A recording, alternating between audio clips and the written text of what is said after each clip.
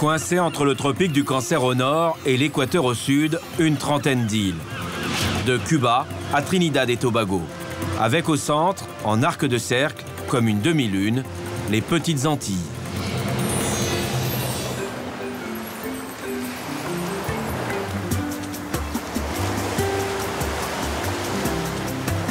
Nous sommes au cœur des Caraïbes, un petit coin de France.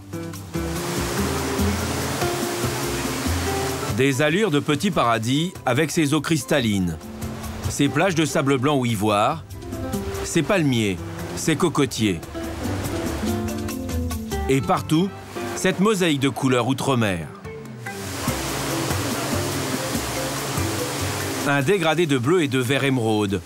Tous les clichés du jardin d'Éden défilent, avec au coucher du soleil, d'autres couleurs encore.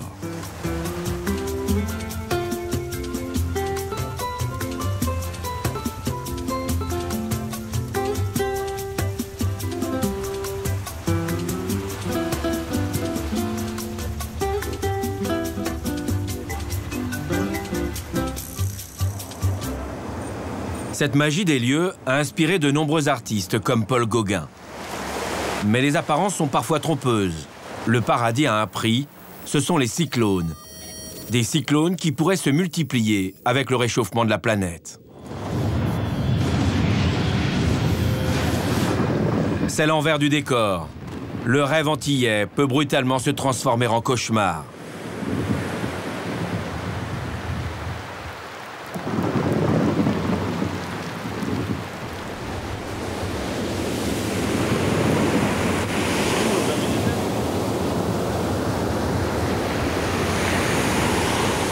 Témoin, la commune de Déa en Guadeloupe. Vu de la colline, l'endroit est un havre de paix. Un village de bord de mer qui semble préservé de tous les tourments du climat.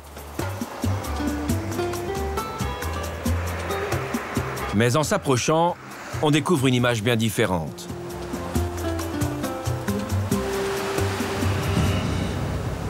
Voici les stigmates des derniers cyclones. Le dernier a frappé juste à la fin de la saison cyclonique, il y a moins d'un mois. Son nom porte la 15e lettre de l'alphabet. O comme Omar, c'est le 15e cyclone cette année dans la région.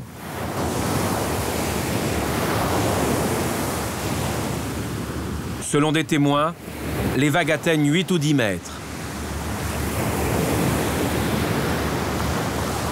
L'eau pénètre dans les rues du village. Partout, les dégâts sont considérables. La baie de Déa est classée en zone très vulnérable. Malgré les risques encourus, Fred Racine et son épouse ne veulent pas abandonner leur restaurant.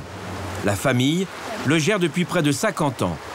Aujourd'hui, l'affaire est prospère et le lieu, unique, les pieds dans l'eau. L'eau, ça stockait ici. On avait une sorte de piscine qui avait près de 80 cm de hauteur. Et quand nous sommes arrivés, parce qu'on n'était pas sur place, on était obligé d'ouvrir les deux portes et ça s'est évacué. Et puis on a fait ouvrir les portes. En 3 semaines, ils ont tout reconstruit. Travail sans relâche, de jour comme de nuit.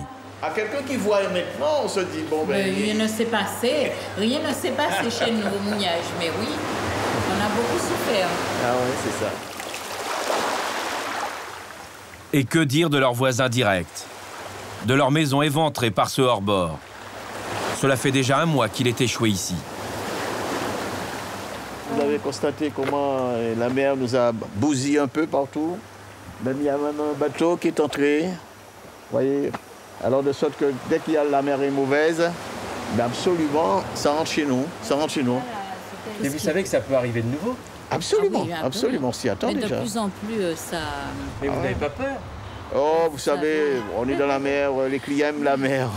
Même si les vagues rentrent sous la table, ils vous disent, nous on reste là.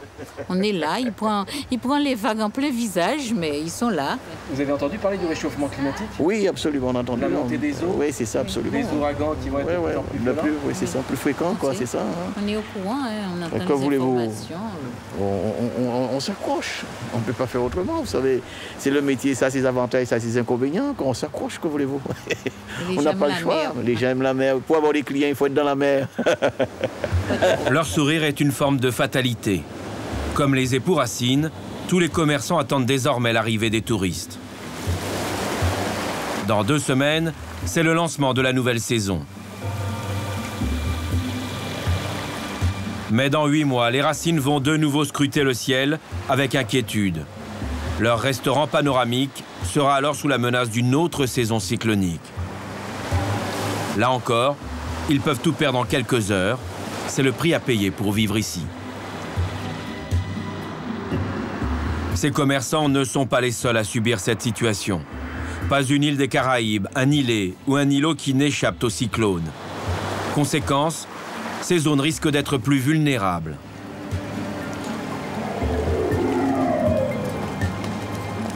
Pascal Safache est l'un de ceux qui interpellent sans cesse la population et les autorités sur les dangers liés au réchauffement climatique. Pour le doyen de la faculté des sciences antilles Guyane, la situation va s'aggraver. Professeur de géographie, il sait qu'en 30 ans, la température dans la région a déjà augmenté de près d'1,5 degré, que la fréquence des cyclones s'accentue chaque année. Depuis 2006, il a mis en place un module sur le réchauffement de la planète. Il est ici avec des élèves de première année en master d'économie. Donc en fait, aujourd'hui, on va aborder la thématique de l'élévation du niveau de la mer dans la Caraïbe. Et cette élévation du niveau de la mer, en fait, elle est quand même relativement importante. Il faut tout d'abord se replacer, je dirais, à l'échelle mondiale. Voilà la situation actuelle. Là, vous avez donc les continents et le niveau de la mer. Si les glaces mondiales fondent de moitié, le niveau de la mer s'élèvera de plus 40 mètres. Et voilà ce que ça donnera. Vous voyez qu'au niveau du continent sud-américain, vous avez ce qu'on appelle des intrusions marines. Donc ici, vous avez de l'eau qui va pénétrer. Ici, vous avez une belle échancrure qui va se former. Vous notez que la Floride a déjà totalement disparu, que l'arc antillais est réduit à sa plus simple expression. Il y a des îles qui se sont réduites de moitié. Donc, il est évident que si la totalité des glaces du monde fondait, la géographie mondiale serait revue et corrigée. Je me suis amusé à faire une petite projection. On sait que de nos jours, dans la Caraïbe, le niveau de la mer s'élève de 1,5 mm par an. Et donc je me suis dit, essayons de voir en 2050 quelles seraient les conséquences. En 2050, on aura à peu près ça. C'est-à-dire, grossièrement, une élévation d'à peu près de plus ou moins 10 cm du niveau de la mer. Vous me direz, 10 cm, c'est vraiment pas grand-chose. Mais si vous avez une côte qui est une côte à falaise, donc une côte qui est verticale, une élévation du niveau de la mer de 10 cm, ça n'aura pas beaucoup d'incidence. Par contre, si vous avez une côte qui est extrêmement plane, si le niveau de la mer est là, 10 cm, ça veut dire que la mer pénètre de plusieurs centaines de mètres à l'intérieur des terres. Et là, ça a du sens. Alors, on va s'amuser à voir ce que ça pourrait donner sur la Caraïbe. Donc, voilà une petite projection en 2050. Donc, vous avez ici l'arc antillais, avec ici un zoom sur les petites Antilles. En 2050, si le niveau de la mer s'élève d'une dizaine, 10, 12, 15 cm à peu près, on va dire un peu plus d'une dizaine de centimètres, voilà ce que ça devrait donner. Toutes les zones basses seront totalement noyées. Et sur les petites Antilles, on s'aperçoit qu'elles sont quand même un peu moins affectées parce que pour la plupart, ce sont des îles volcaniques, donc des îles qui ont quand même une morphologie qui n'est pas forcément plane. Mais néanmoins, sur toutes les bordures littorales, il y a une intrusion marine.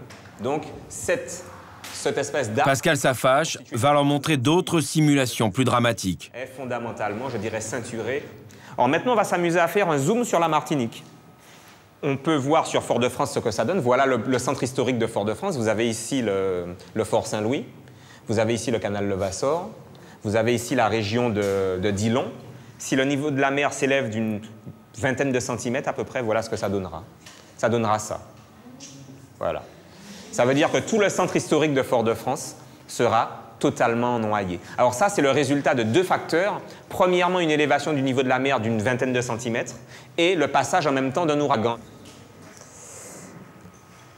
Si le niveau de la mer s'élève de 2 mètres, toute la côte sera inondée. Si le niveau de la mer s'élève de 5 mètres, voilà ce que vous aurez. Vue du ciel, Fort-de-France ou encore Pointe-à-Pitre, les deux grandes villes des Antilles seraient donc en partie noyées. Quand on sait que 55% de la population aux Antilles vit à moins de 5 km des côtes, ces prévisions, certes extrêmes, donnent froid dans le dos. La vérité que j'essaye de dire, moi, c'est une vérité qui n'est pas encore établie, si vous voulez, dans la mesure où l'élévation au niveau de la mer est en train de se faire. On est au début du processus. Une hypothèse difficile à faire accepter. Puisque les populations ne le voient pas, elles ne vous croient pas. Et toute la difficulté est là. Or, on sait très bien, les modèles mathématiques comme les modèles climatiques l'indiquent clairement, on est dans une phase de réchauffement. Alors, bien entendu, il y a des processus cycliques, mais l'homme, par ses actions, a accentué le phénomène. Et donc, il faut sensibiliser les populations à cela. Et malheureusement, dans nos régions, en tout cas Martinique, Guadeloupe, je crois qu'on n'en parle pas suffisamment et les populations ne sont pas suffisamment conscientes, je dirais, des incidences de ce type de mécanisme. Pascal Safache pense surtout aux futures générations, celles qui vivront toujours sur ce littoral. Ces projections nous décrivent un scénario prévisible dans 50 ou 100 ans. Des prévisions à long terme, mais les prémices sont déjà visibles, tant en Martinique qu'en Guadeloupe. Il nous emmène sur l'une des plages de l'île Papillon, où la mer a déjà rongé la terre. Mais là, on a un parfait exemple d'arbre déraciné, et donc ça, c'est vraiment l'exemple type d'une structure érodée. Et donc les plages, en raison de l'élévation du niveau de la mer, seront de plus en plus érodées, et on aura de plus en plus d'arbres déracinés comme celui-ci. Et à terme, plus de protection en fait. Et à terme, les zones situées derrière, les maisons, la route. Tout à fait, c'est-à-dire que la route est extrêmement proche de la plage, elle est à une dizaine de mètres de la plage, et plus le niveau de la mer va s'élever, plus cette route sera vulnérable, et donc plus, je dirais, les infrastructures créées par l'homme risquent de disparaître. Nous sommes ici à la pointe des Châteaux, une péninsule balayée par les vents et les déferlantes de l'Atlantique.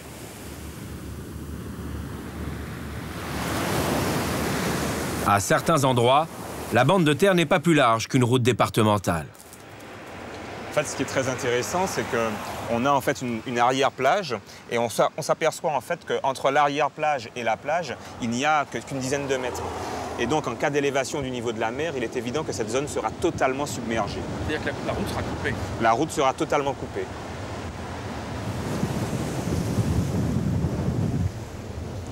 En fait, là, on s'aperçoit qu'il y a un phénomène qui est très intéressant, c'est qu'on a une structure calcaire qui, en fait, joue le rôle de brise-lames. Donc, les vagues viennent déferler sur ces brise-lames et libèrent leur énergie. Donc, c'est autant d'énergie, je dirais, qui n'affecte pas la côte. Par contre, si le niveau de la mer s'élève, ce qui risque de se produire, c'est qu'en fait, toute l'énergie qui était libérée au large va se libérer sur la côte et l'érosion sera beaucoup plus importante.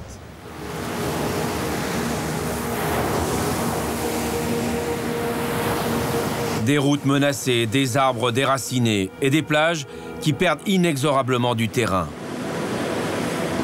Pour Pascal Safache, il faut désormais vivre avec l'idée que rien n'est permanent, que toutes les infrastructures sont vulnérables. Comme cette route, la départementale numéro 6, détruite en octobre 2008. Ces kilomètres de bitume n'ont pas résisté à la force des vagues et du cyclone Omar. Les dégâts, là aussi, se chiffrent en dizaines de millions d'euros. Pas un endroit qui ne soit fragilisé. Pascal Safache veut enfoncer le clou, quitte à être répétitif.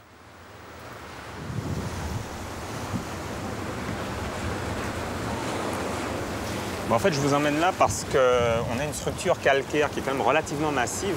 Cette structure calcaire, en fait, elle est de plus en plus érodée par la mer, corrodée, en fait. Et on s'aperçoit que les populations, pensant que cette structure calcaire est relativement stable, construisent sur la frange côtière et carrément à moins d'une dizaine de mètres de la mer. Il vise là certains acteurs du tourisme qui doivent, à ses yeux, anticiper les effets du réchauffement climatique et éviter des constructions, comme ce restaurant. Écoutez, moi je me dis que c'est totalement absurde de construire là, parce qu'en fait c'est bien évidemment le profit immédiat qui est recherché, mais de toute façon ce profit immédiat à quel prix? Parce que fondamentalement là, la vulnérabilité humaine elle est maximale. prochain cyclone, de toute façon, cette maison a de fortes chances d'être totalement détruite. Et dans le cadre de l'élévation du niveau de la mer, une fois de plus, sa vulnérabilité ne cesse de croître, C'est absurde.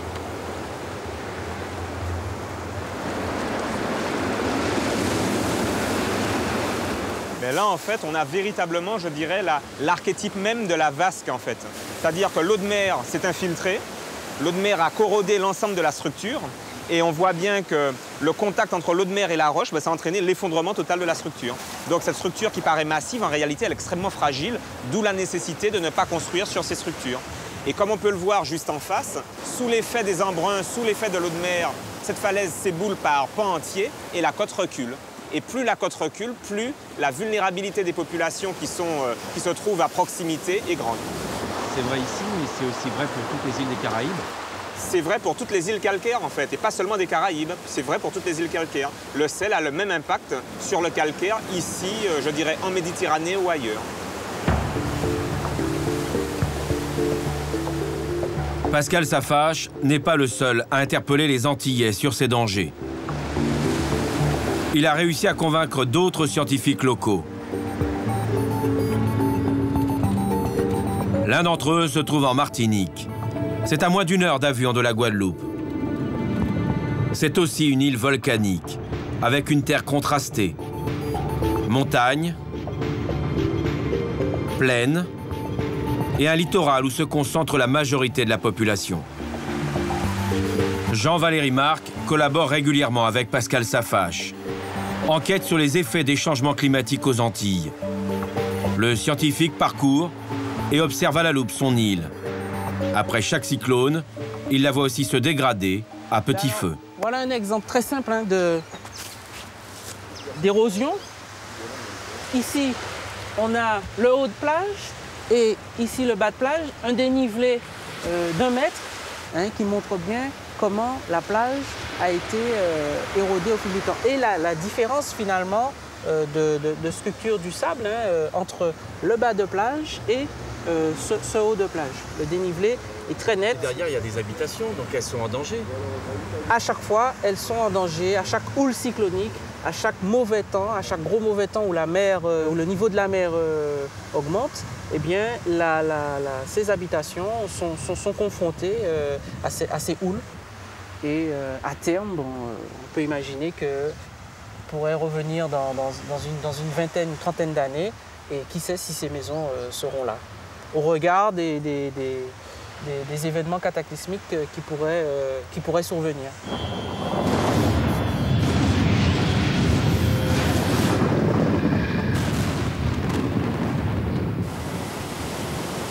Lény, novembre 1999. Tous les Martiniquais s'en souviennent. Partout, ces paysages de désolation. La mer et le sable se sont engouffrés, détruisant tout sur leur passage. Pour son enquête, ce géographe multiplie les rencontres avec les habitants. Ça va bien? Ici, un pêcheur qui a vu en 30 ans une dizaine de cyclones ou d'ouragans. Sur le bord. Sur le bord et qui a détruit le restaurant, je me rappelle. Jusqu'à là où on voit le lampadaire, en fait. Le lampadaire, voilà. L'eau est montée. Ouais. Mais... Le lampadaire rose qui est là. Vous n'avez pas peur d'habiter là? Parce que demain, ça peut disparaître. Ah oui, ça peut disparaître. C'est vrai? On craint la mer maintenant. Ça peut disparaître. C'est sérieux là maintenant. Ah, c'est sérieux, ça devient sérieux. Ouais. Maintenant, vous y croyez, vous, au réchauffement climatique et à ses effets? Ah oui, je crois maintenant. Il n'y a pas de climat. Il n'y a pas de temps, comme l'hiver, neige, carême. Tout change. Tout change. Ouais. Ah, c'était... Et malgré ça, ils reconstruisent le restaurant? Ils le reconstruisent, quand même. Ouais. Bon. Comme on l'a vu en Guadeloupe, les catastrophes s'enchaînent et les comportements ne changent pas ou presque. Restaurants et maisons sont reconstruits au mépris des leçons du passé. Pour ce pêcheur, ce sont les moyens financiers qui font défaut. À la hauteur de ça. Et c'était violent? Oui, bien violent. Ah oui. Et en 99, C'est encore pire. l'eau est montée jusqu'où? À peu près la hauteur de ça. Et tout a été détruit, là? Oui. Vous avez reconstruit? Non, on a aménagé un petit peu. Mais c'était violent. On était obligé de mettre la machine à laver sur la table. Ouais, sur la table. Sur la table. Ouais. Et il n'y a eu personne de blessé dans votre famille? Elle avait peur. Ah ouais, les vagues rentrer. Arriver, ouais. Ah ouais, c'est impressionnant ça. Elle avait peur, oui. Tous les roches sont... Conscient des risques, ce pêcheur sait qu'il y aura d'autres cyclones, que sa maison risque un jour de disparaître. Il voudrait bien partir, mais il n'a nulle part où aller. Un peu plus loin sur la route départementale, la grande plage, ou ce qu'il en reste. Elle a été complètement abandonnée aux déferlantes. L'érosion y est très importante. Ici, les touristes ne risquent plus de lézarder au soleil. Difficile de s'y aventurer. Des lieux autrefois très fréquentés comme ce club de vacances ont été désertés. Et dans le coin, ce ne sont pas les seules victimes des aléas climatiques.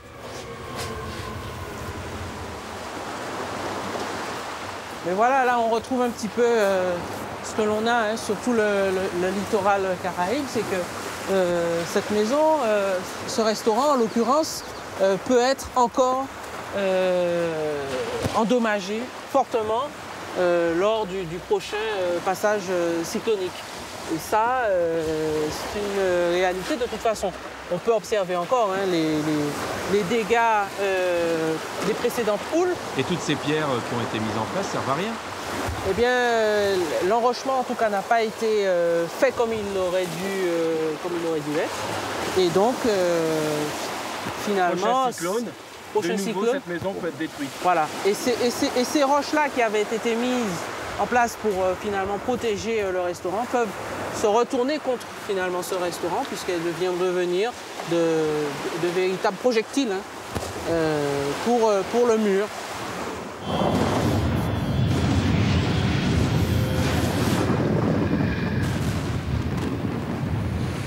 Omar, Dean, Hugo et Lénie, autant de noms pour autant de drames. L'histoire de la commune du Prêcheur est intimement liée à ces cyclones.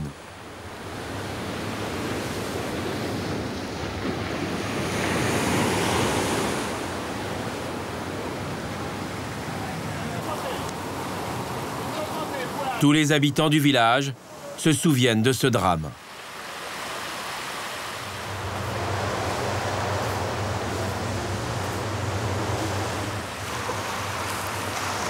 Le restaurant a été détruit avec les nids.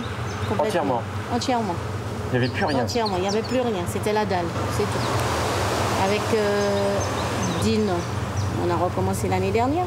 Mais maintenant, on constate que plus ça va et c'est chaque année qu'il y a quelque chose. Vous savez, dans le temps, c'était pas comme ça. Hein. Ici, c'était une petite maison familiale qu'il y avait, donc on l'a transformée en restaurant. Avant, la plage, elle était vers le bateau qui est là-bas. La plage arrivait jusque-là. Eh oui. Moi, j'ai connu Prêcheur il y a 16 ans. 16 ans, on avait une belle plage. C'était pas plus les jours passent. Et on voit que la mer rentre de plus en plus.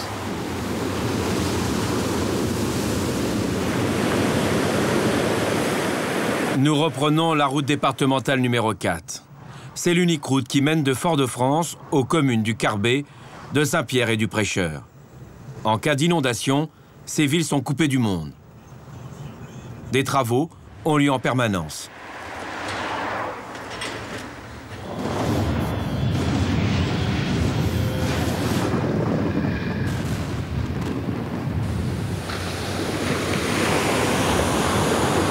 À plusieurs reprises, cette route a été dévastée, arrachée en quelques minutes. Hugo en 89, Lénie en 99.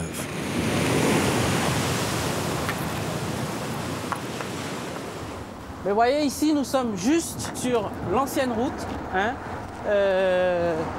mais qui a dû être donc déplacée sur les côtés. On a modifié le tracé parce qu'elle était trop proche de la plage. C'est les assauts répétés des vagues qui finalement finissent par démanteler la route. Donc, cette route a été sécurisée, on le voit. Il y a l'enrochement, ensuite il y a ce mur de protection. On voit bien les travaux de protection qui ont déjà été effectués. Coincée entre la falaise à gauche et la mer à droite, la route à certains endroits reste toujours aussi fragile. Si elle est de nouveau détruite, il n'y aura alors pas d'autre choix que de faire un long détour par la montagne Pelée pour se rendre de Fort-de-France au Carbet ou à Saint-Pierre. La Martinique et la Guadeloupe, comme la majorité des îles des Caraïbes, sont volcaniques. Si leurs côtes sont vulnérables, leurs populations peuvent toujours se réfugier sur les hauteurs.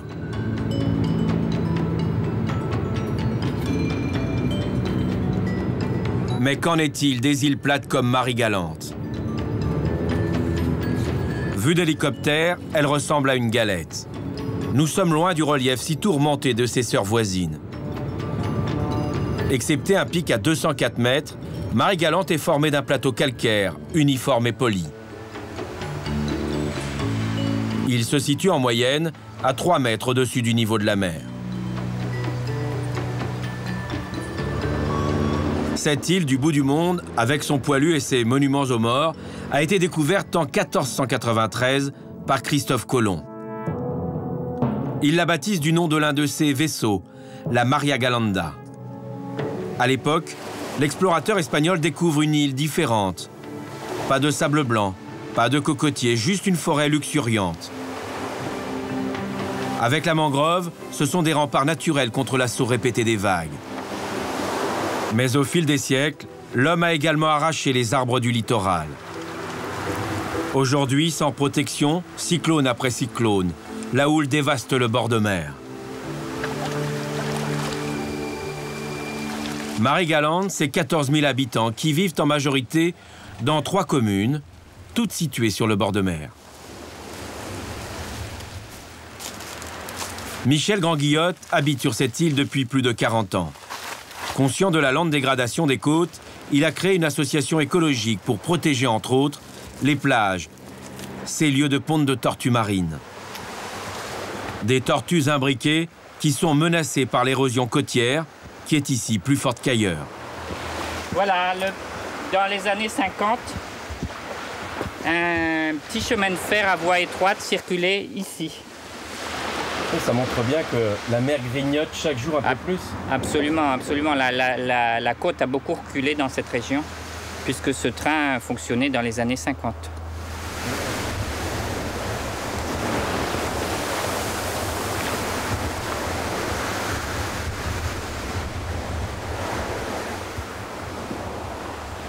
Donc à chaque tempête, la mer vient frapper, sape le sable et les arbres s'écroulent dans la mer.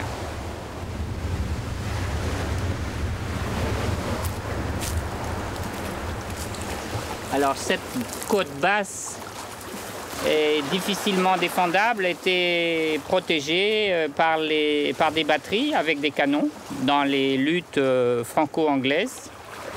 Et on a là, ces 2 canons faisaient partie d'une batterie qui s'est écroulée avec le recul de la côte. C'est-à-dire qu'aujourd'hui, le seul ennemi finalement c'est la nature elle-même, les vagues, les cyclones. Si on considère la nature comme un ennemi, on est mal parti. Il faut travailler avec elle et tenir compte de ce phénomène. Pour lui, un seul mot d'ordre, laisser faire la nature pour que Marie-Galante reste l'un des joyaux des Caraïbes.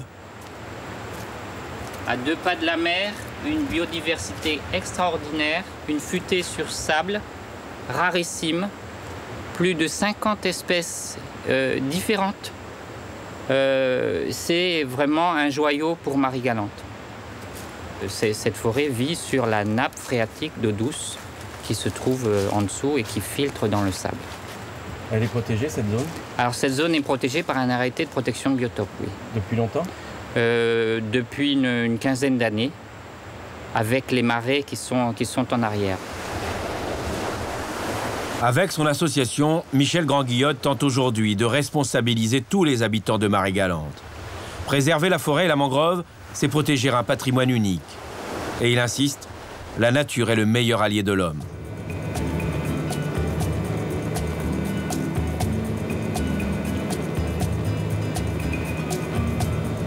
Retour en Guadeloupe. Ce survol de Pointe-à-Pitre permet de voir que cette ville de 20 000 habitants est encerclée par la mer et la mangrove.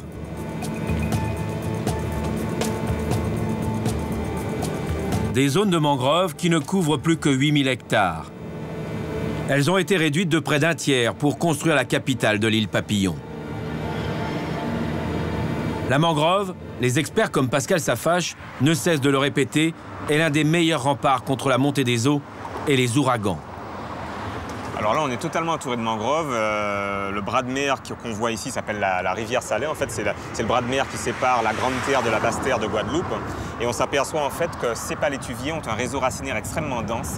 Et ces palétuviers en fait doivent être fondamentalement protégés, préservés, parce que par le biais de leur réseau racinaire extrêmement dense, ils stabilisent bien le sol et ils évitent l'érosion côtière en fait. Et en cas d'élévation du niveau de la mer, il faut impérativement que ces palétuviers soient protégés parce qu'ils vont jouer le rôle un petit peu de filtre et de tampon et ils permettront, je dirais, de stabiliser bien les zones côtières. La ville de Pointe-à-Pitre, à l'image de la ville de Fort-de-France, de toute façon, a été construite sur une zone de mangrove. On a remblayé la mangrove, mais le soubassement demeure de toute façon particulièrement vaseux. Et donc il est évident que dans une logique d'élévation du niveau de la mer reprendra naturellement sa place. Et Pointe-à-Pitre pourrait être submergé par les eaux. Pour illustrer sa théorie, il nous montre ce bidonville, abandonné par ses habitants, avec ses baraques noyées. Il y a quelques années encore, des dizaines de familles vivaient dans ces lieux insalubres. Juste à côté, cette décharge où s'entassent électroménagers et détritus. Une poubelle à ciel ouvert qui montre le mépris des habitants pour cet écosystème. Pour le scientifique, il y a plus que jamais urgence. Il faut absolument conserver et protéger au maximum cette mangrove. La mangrove doit être préservée parce que fondamentalement, elle sert à stabiliser le sol et elle permet de lutter contre l'élévation du niveau de la mer, elle permet de lutter contre l'érosion côtière. Mais le problème, c'est que les populations n'ont pas bien pris conscience que cette mangrove, elle est fondamentalement nécessaire. Et donc, ces mangroves sont très souvent transformées en dépotoirs. On y jette tous les encombrants et les macro-déchets, je dirais, dont on n'a plus besoin. Un des problèmes sur lesquels les scientifiques nous ont alertés concernant le réchauffement climatique et l'éventuelle montée du niveau des mers, c'est que donc l'eau de mer va pénétrer plus à l'intérieur des terres, et donc la mangrove va progresser, puisqu'elle va suivre le niveau de la mer, et son problème, elle devrait... Ce commentaire s'adresse aux responsables et au personnel des parcs nationaux. Venus de la France entière, ils participent à un séminaire, une rencontre pour réfléchir sur tous les thèmes liés à la préservation de la nature. Forcément, il est question de montée des eaux et de réchauffement planétaire. Nous nous rendons ici dans le lagon du Grand Cul-de-Sac marin. La rivière Salée permet de réunir l'Atlantique à la mer des Caraïbes. En 30 ans, la température a augmenté de près d'1,5 degré. Dans l'objectif des caméras, l'île est carrette. En haute saison touristique, impossible d'approcher cette langue de sable blanc recouverte de verdure. Des centaines de bateaux s'agglutinent tout autour. Ce jour-là, malgré les apparences, le directeur du parc national de Guadeloupe n'est pas là pour décompresser. Cet îlet, si apprécié des touristes français et étrangers, est menacé de disparition. La superficie de l'île en 25 ans a pratiquement été divisée par 3. Elle était où avant Partout, un peu partout autour, si vous voulez, mais elle a été divisée par 3 en 25 ans. Il y avait du sable, une forêt beaucoup plus... Enfin, une cocoterie beaucoup plus importante, une forêt pratiquement. Et là, on voit bien l'effet non réversible. On peut imaginer qu'un jour, elle disparaisse complètement. Ah oui, on peut imaginer qu'effectivement, elle disparaisse complètement. Dans quoi? Dans quelques années, une dizaine d'années? Alors, ça dépend un peu du changement climatique, un peu de la hauteur de l'eau. Et puis des événements climatiques à proprement parler. Un gros cyclone de l'intensité d'Hugo, par exemple, qui a eu en 89, serait parfaitement capable de pratiquement arracher toute la végétation et enlever une bonne partie de l'île, et si on n'a pas de chance au niveau de la houle. Pour protéger cet îlet, des moyens ont été mis en place. Ils paraissent bien dérisoires. Là, tout ce qu'on voit autour, c'est des protections qui ont été mises il y a pratiquement plus d'une dizaine d'années, qui ont été reprises récemment et dont on espère qu'elles auront un effet suffisant pour retarder l'érosion. En fait. Il y en a qui ont un peu souffert d'une grande houle de nord qu'il y a eu à Pâques, mais elles ont quand même un effet qui n'est pas négligeable. Il n'y a pas non plus besoin de construire des murs pour protéger, pour casser les vagues. Alors, ce qui protège le mieux cette île, c'est indubitablement la barrière de corail. Parce qu'on voit bien là-bas les vagues qui cassent sur la barrière. Donc je dirais la première protection du Lillet et d'une manière générale du Grand Cul-de-Sac, c'est que sa barrière de corail soit en bonne santé. S'il n'y avait plus de barrière, de toute manière, ce n'est pas des défenses humaines qui pourraient protéger le récif. On ne peut à la limite retarder que parce qu'il y a avant une protection qui est le récif de corail naturel. C'est un peu pareil pour les mangroves par rapport aux effets de la houle. Les mangroves ont un effet amortisseur extrêmement important en cas de forte houle, en cas de tsunami, et on l'a bien vu en Asie récemment. Dans les Caraïbes, les spécialistes des coraux sont inquiets. Ici, en 2005 et pendant 6 mois, la température des eaux marines a dépassé les 29 degrés. Un bonheur pour les touristes, un drame pour les récifs coralliens. Les algues colorées qui vivent en symbiose avec ces coraux ne supportent pas ces températures sur une période aussi longue. Elles meurent et ne laissent que ces squelettes blancs. Ce phénomène va causer la perte de 40% des barrières de corail en Guadeloupe. Les remparts naturels sont fragilisés. Mais pas seulement. Le blanchissement de ces coraux éloigne les poissons qui autrefois venaient s'y nourrir.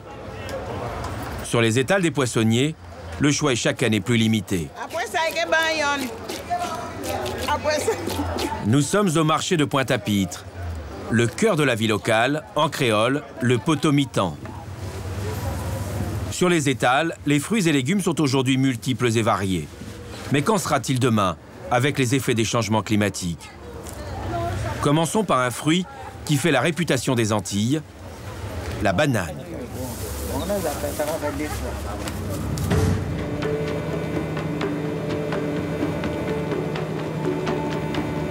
Dans les petites Antilles, les plantations occupent une grande partie des terres agricoles. Avec 300 000 tonnes par an, le secteur de la banane emploie en Martinique et en Guadeloupe près de 10 000 personnes. Mais la filière souffre. En 15 ans, le nombre de producteurs a diminué de moitié. Plus de 2500 personnes ont perdu leur emploi ces 3 dernières années. Parasites, concurrence des pays d'Amérique latine où les coûts sont 3 fois moins chers, les experts du climat estiment aujourd'hui que les conséquences du réchauffement de la planète pourraient avoir des effets plus dramatiques encore sur cette filière. Qu'en pensent les producteurs antillais? Nous avons rencontré certains d'entre eux dans la commune du Lorrain. Pour nous conduire, Éric Delucy, c'est le président du groupement de l'Union des producteurs de bananes. Parce que tu vas trouver ça à la Martinique, des gens qui vont te dire que le réchauffement climatique est très sensible ici. Moi, j'en connais quelques-uns qui ont un réchauffement du cerveau, par contre. Ça n'est pas obligatoirement lié au réchauffement climatique. Mais on s'est aperçu qu'il y en avait quelques-uns qui avaient un sérieux réchauffement du cerveau depuis quelque temps. Le ton est donné. Ces producteurs refusent les analyses des experts mondiaux du climat. Et pourtant...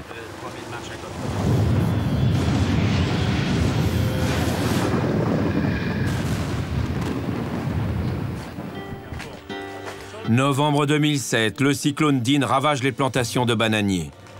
Partout ces images de désolation. C'est un nouveau coup dur porté à un secteur déjà en déclin. Après le passage de l'ouragan, 100% de la production a été décimée, en Martinique et 80% en Guadeloupe. Météo France ce jour-là enregistre des rafales de vent à plus de 300 km/h. Nous insisterons près d'Éric Delucy en lui rappelant les dernières prévisions des plus grands experts. La température qui, dans les Caraïbes, a déjà augmenté de près d'1,5 degré. Les cyclones, qui risquent d'être plus violents et plus nombreux, rien n'y fait. Il campe sur ses positions. Mais moi, je ne crois pas au réchauffement. Donc, je ne crois pas qu'il y ait symptômes de réchauffement climatique aux Antilles dans l'agriculture. Il y a peut-être des spécialistes, des techniciens, des ingénieurs, des experts qui vous diront le contraire. Mais ceux des planteurs qui sont autour de nous aujourd'hui, et vous pouvez en interroger beaucoup d'autres, vous diront qu'ils n'ont pas vu de changement profond dans l'agriculture martiniquaise et guadeloupéenne au cours des 20 dernières années qui puisse être lié à un problème de réchauffement climatique. Il ne faut pas inventer des catastrophes là où il n'y en a pas. Pour vous, il n'y a pas de risque un jour, finalement, d'arrêter la production de bananes? Lié à des problèmes climatiques, non.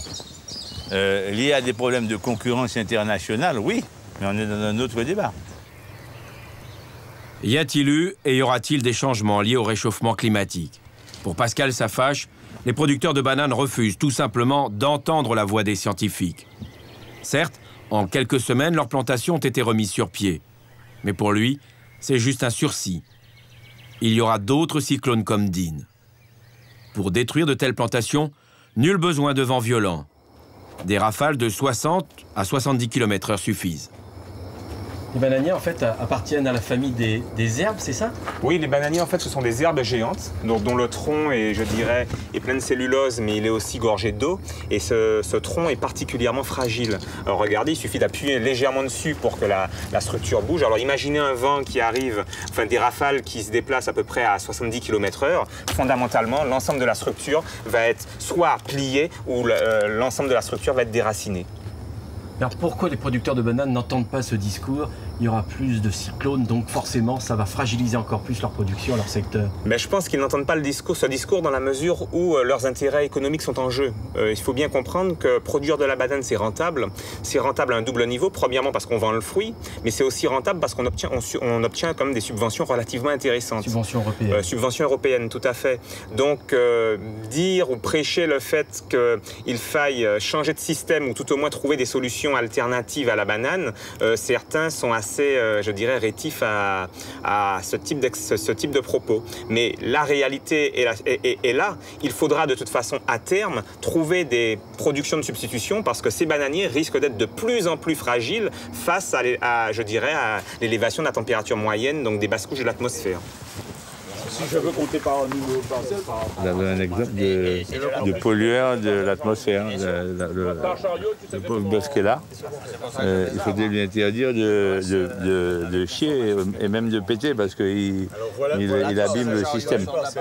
Donc vous voyez, nous sommes dans un dispositif de plus en plus fin, de plus en plus restrictif. C'est-à-dire que vous contestez un petit peu les analyses des scientifiques? Il y a des moments où, en poussant un peu trop loin la démonstration, on finit par dire un certain nombre de conneries, quoi. Éric Delucy peut toujours ironiser sur les prévisions climatiques. La banane dans les années qui viennent n'est plus que jamais menacée. En revanche, la canne à sucre a de beaux jours devant elle. Aux Antilles, elle demeure la production la mieux adaptée aux conditions locales de sécheresse ou de cyclone. En Guadeloupe, à l'INRA, l'Institut national de recherches agronomiques, la question du réchauffement climatique est prise très au sérieux par les chercheurs.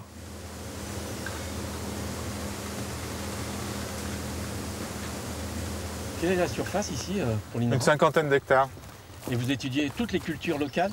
On étudie en particulier les plantes vivrières, donc les plantes qui servent à l'alimentation des populations. Quels seront les produits affectés et comment limiter les dégâts? Ici, on teste, on tente de trouver des solutions à la hausse des températures. Des solutions parfois basiques. Alors là, quel genre d'expérimentation vous faites? Là, nous travaillons avec l'igname, donc une tubercule qui est très utilisée dans l'alimentation aux Antilles. Et donc, on travaille sur l'effet des paillages. Donc ici, ce sont des feuilles de canne à sucre qu'on a posées sur le sol, qui sont en train de se décomposer. Et voilà, donc ce paillage va avoir deux effets principaux, limiter la perte en eau du sol et diminuer la température. Donc si la température augmente dans les années qui viennent, ça sera une solution qui sera souvent utilisée? Ça pourrait être une solution utilisée, oui, parmi d'autres. Pas très cher. Disons que le problème, c'est qu'il faut les pendre, il faut aller le récolter et les pendre, donc il y a quand même des problèmes de mise en œuvre, c'est pas immédiat, mais ça serait utilisable.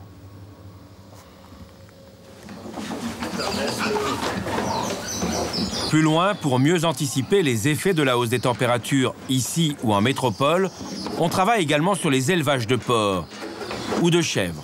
Ça donne 4 kilos. Des études qui vont peut-être permettre à ces cochons européens, des large white, de mieux s'adapter à la chaleur. Harry Archimède est le responsable de ce pôle de recherche. Avec le réchauffement climatique, dans quelques années, ces cochons seront dans les mêmes conditions que nos cochons créoles. Que se passe-t-il avec les cochons large white quand il fait chaud? Eh bien, ils baissent leur consommation, donc en conséquence, leur productivité diminue. Pour augmenter les performances des cochons large white en zone tropicale, donc quand il fait excessivement chaud, il faut comprendre les mécanismes d'adaptation au chaud. Et il faut essayer de voir est-ce qu'à l'intérieur des populations créoles en général, on peut trouver des gènes d'adaptation des animaux au chaud. Ces expériences ne seront pas seulement utiles pour l'industrie porcine des Antilles. La métropole en profitera. Les cochons ont des problèmes pour s'adapter. Vous voyez comment ces animaux-là sont essoufflés, alors qu'il ne fait pas particulièrement chaud. Dans le futur, ce qui est exceptionnel en été deviendra la norme. D'où l'intérêt de valoriser ces cochons ici du Sud, qui, eux, ont l'habitude de produire en région chaude. Donc, qui ont des gènes d'adaptation pour le chaud. C'est la revanche du Sud contre le Nord. C'est au moins la complémentarité qui assure l'hémisphère pour montrer que le monde, en fait, c'est quelque chose d'unique. Donc, il y a forcément des échanges entre le Nord et le Sud.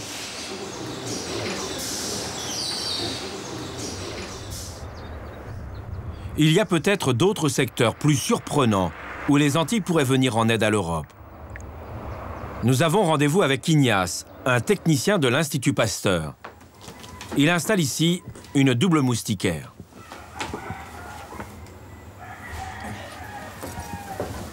Et là, vous enfermez alors? Ouais, voilà. Et vous allez rester là combien de temps? En fait, on fait les captures de 5h à 20h, mais on se relaye à plusieurs pour faire des tranches de 3 ou 4 heures selon la disponibilité de chacun.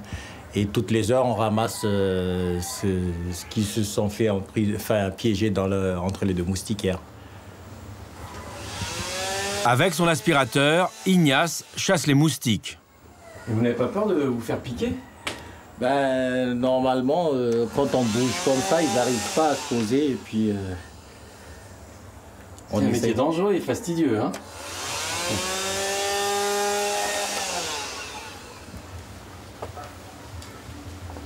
En fin de journée, il apporte sa récolte de moustiques à l'Institut Pasteur de Pointe-à-Pitre. Ce laboratoire a été créé en 2007. C'est la récolte du matin? Ouais, c'est ce que j'ai ramassé sous la moustiquaire ce matin. Alors c'est quoi? C'est des Aedes aegypti, le fameux vecteur de la dengue. Cette unité travaille sur l'étude et la transmission de maladies émergentes. Le vecteur, c'est toujours le moustique.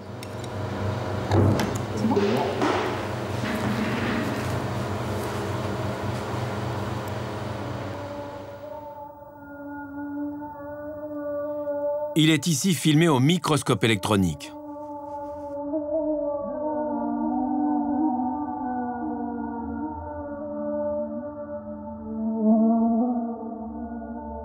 Il existe différents types de moustiques. Pour vous aider à comprendre, on va prendre peut-être une représentation.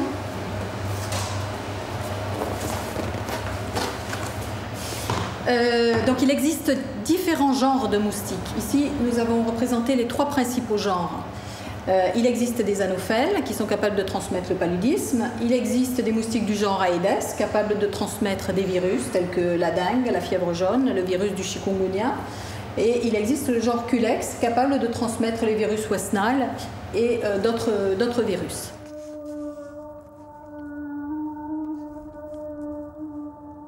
Une piqûre suffit. Et le moustique peut piquer autant de fois qu'il le souhaite et transmettre le virus. Ils sont dangereux? Alors, ils sont extrêmement dangereux puisque ces maladies sont extrêmement dangereuses. Mais mortelles?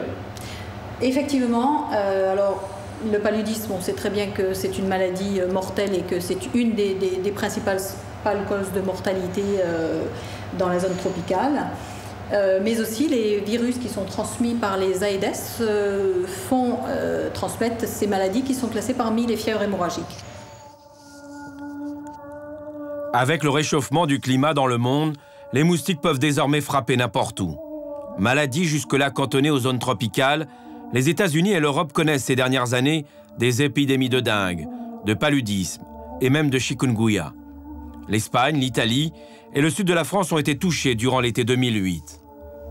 Une menace sérieuse. Chaque année, plus d'1 million de personnes décèdent du paludisme, rien qu'en Afrique. Les budgets pour trouver le vaccin miracle sont dérisoires. Avec la propagation de ces épidémies dans les pays riches, la recherche risque peut-être de trouver enfin les fonds nécessaires. L'Institut Pasteur de Pointe-à-Pitre est une sentinelle, un poste avancé de la recherche sur les maladies émergentes. Leur recherche pourrait profiter aux pays occidentaux.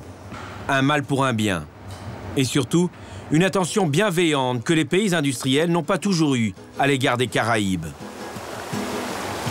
Véritable miroir des mutations climatiques, ces îles paradisiaques subissent aujourd'hui les excès d'un développement qui se passe à des milliers de kilomètres de là. Or, la préservation de ces paradis maritimes sera l'un des enjeux les plus importants de notre siècle. Sans ce soutien, nous pourrions tout simplement assister à la fin de nos propres rêves.